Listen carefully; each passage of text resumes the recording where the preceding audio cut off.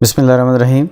जी students, आज active voice and passive voice में हमारा टॉपिक है स्पेशल केस नंबर 18। ये भी आईएनजी फॉर्म के बारे में ही है, जेरंड के हवाले से। तो आईएनजी फॉर्म में एक ये ज़रा बहुत ही कम आने वाला सिचुएशन है। इसके बारे में एक एग्जांपल आपके सामने मैं लाता हूँ कि we went to see the launching of the ship. Went to see तो वैसे ही आ जाएगा, असल में द लॉन्चिंग जो है ना, एक्चुअली ये हमारा असल फोकल पॉइंट है।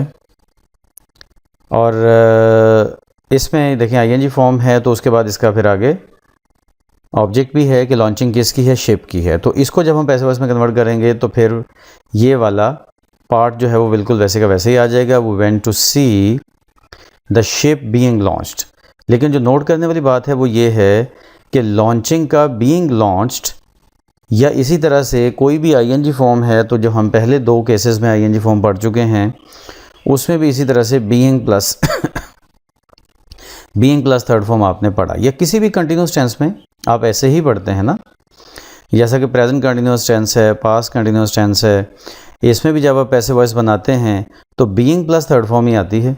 तो बिल्कुल इसी तरह से इसमें भी आईएनजी फॉर्म के साथ आ रही है कि we went to see the ship being launched. तो इसमें एक ही एग्जांपल के साथ मैंने ये एक्सप्लेन किया। That's it for today. अल्लाह हाफिज़।